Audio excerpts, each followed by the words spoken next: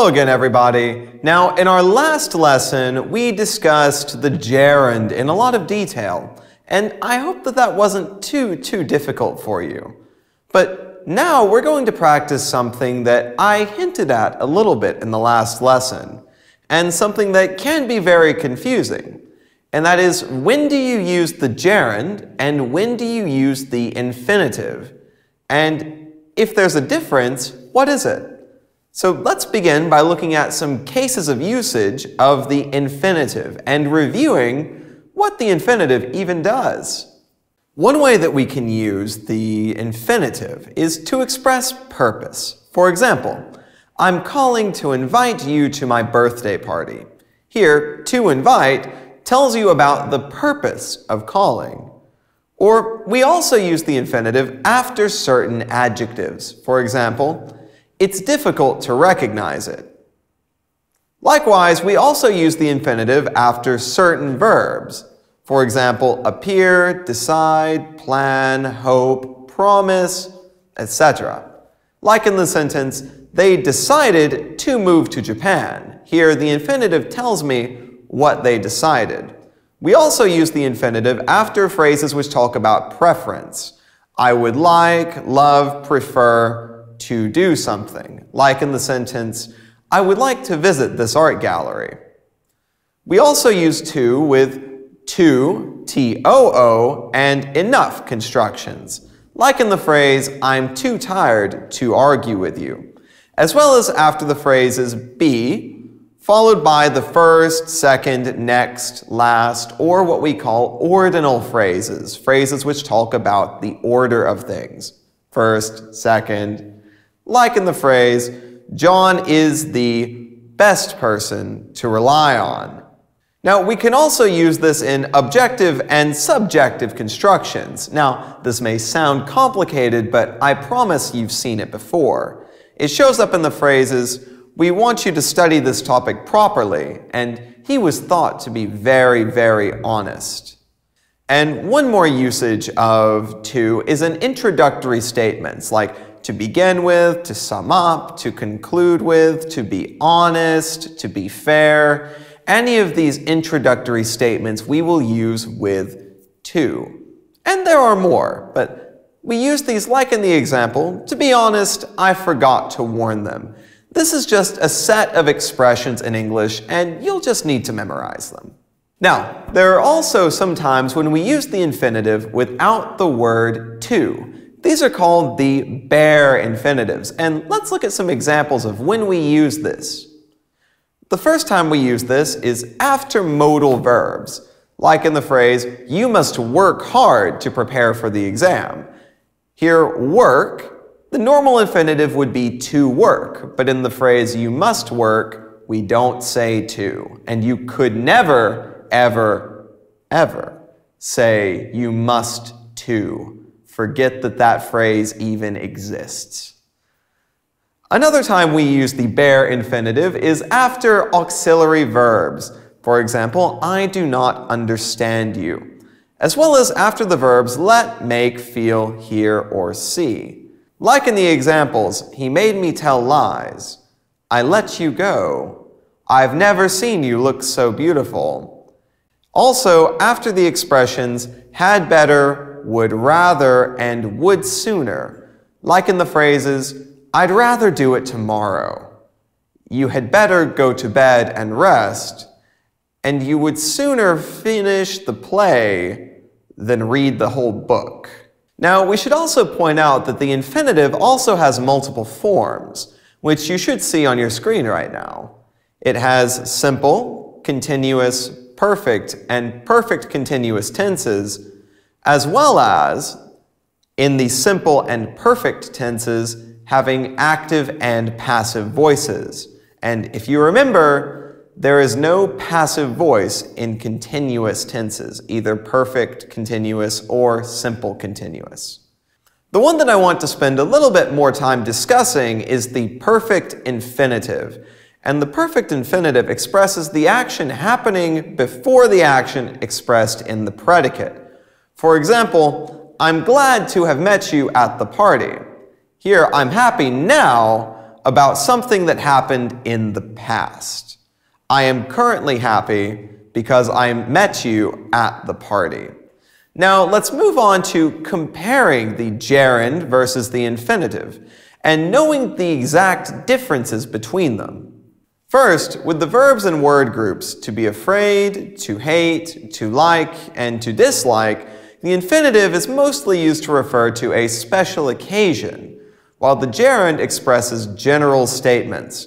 For example, I don't like interrupting people, or I wouldn't like to interrupt him, he seems very busy. Also, in the phrases, don't be afraid to tell the truth, and he was afraid of having made a mistake. Here, don't be afraid to tell the truth talks about specific occurrences where you may need to tell the truth. And he was afraid of having made a mistake speaks more generally. Now, if we move on to talking about the verb to remember, as well as its antonym, to forget, to remember with the gerund refers to the past, or speaking about an event generally, and to remember with the infinitive refers to the future or about the task itself, even if it's in the past. Like in the examples, I remember seeing the book in the bookstore. Here, I remember seeing it. I remember the event in total.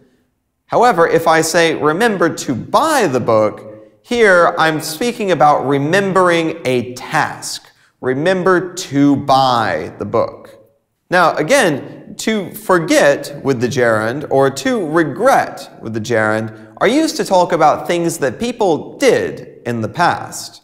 However, forget and regret when used with the infinitive talks about things that people are supposed to do or were supposed to do. For example, if I say, don't forget to lock the door, here, I'm giving you a task, much like remember to buy the book. But if I say, I'll never forget meeting you in Paris, here I'm talking about something I did. I met you in Paris in the past. Another example, we regret to inform you that your offer is not acceptable to us. Here, again, I'm performing a task. I regret to inform you. And this task now is taking place in the present. However, if I say, I regret not having done it earlier, here, when used with the gerund, I am expressing a regret about a past action or inaction. Now, it isn't always just the meaning that changes between the gerund and the infinitive phrases. Sometimes the syntactical functions themselves change. And let's look at how this works with the verb to stop. If I use stop with the gerund forms part of a compound predicate, like in the sentence, they stopped talking when she came in. However, if I use the infinitive, I'm expressing purpose, or grammatically, I'm modifying my verb to an adverb which expresses purpose. They stopped to exchange words with each other. Here, I'm telling you about why they stopped, not what they stopped. Another example which experiences significant changes are the verb to go on, or the phrasal verb to go on. To go on with a gerund expresses the continuation of an activity. For example, go on talking, or continue talking. To go on with the infinitive, however, expresses a change to a new activity. For example, she then went on to describe another picture. Here, they're performing very different roles in the sentence. In the first, the gerund, we're continuing, and in the second, we are changing. It's the opposite meaning. We're changing to a new activity. Also, to try. To try with a gerund talks about an experiment, or if you're seeing if something works. For example, she tried eating less junk food, but it had no effect. However, to try with the infinitive speaks about something which is difficult to do, but you're still trying to do it. For example, try to explain it to him without ruffle or excitement. Here, I'm telling you about the task. And there are also some times when you can choose whether or not you want to use the infinitive or the gerund, and it really doesn't matter. Some of the verbs that this is true for are begin, start, continue, allow, permit, recommend, and there are others. So let's look at how this works in some examples. In the first, we continued discussing the project, or we continued to discuss the project. Here, I've said basically the same thing. Actually, I've said exactly the same thing. And you can choose which structure you want to use. However, if I say something like, don't allow him to smoke, and we do not allow smoking, there is a difference. If there is no object after the verb, the gerund is usually preferable, whereas the infinitive is used after an object in many cases. Don't allow him to smoke. Him is the object, so we use an infinitive phrase instead of the gerund. We also commonly use the infinitive after some adjectives, especially when we're talking about feelings or emotions. Like in the phrase, I'm happy to do that, or I'm pleased to meet you, or even, I'm sorry to disturb you, and I'm surprised to hear it. A few other phrases, I'm glad, I'm anxious to, I'm shocked, all of these are used with infinitive phrases. However, some other adjectives can be followed by prepositions and gerunds. Like in the examples, I'm fed up with doing something, or I'm fond of going there, as well as phrases like I'm annoyed at, I'm tired of, or I'm good and bad at. These phrases we all use with gerunds after the preposition. Now, that's all for today. Be sure to pay special attention to instances where the meaning of a sentence or of a verb phrase changes depending on if you use the gerund or the infinitive. For example, stop, regret, forget, remember, try, go on, and there are more.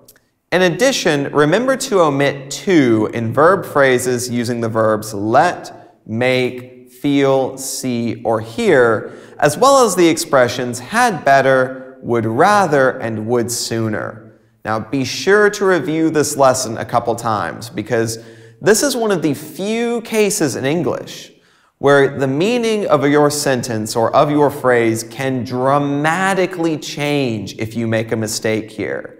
And it's one of the few times where you could be really, really misunderstood. So be sure to review all of the materials provided and review this lesson at least 1 or 2 more times. Good luck studying, and I'll see you in the next lesson.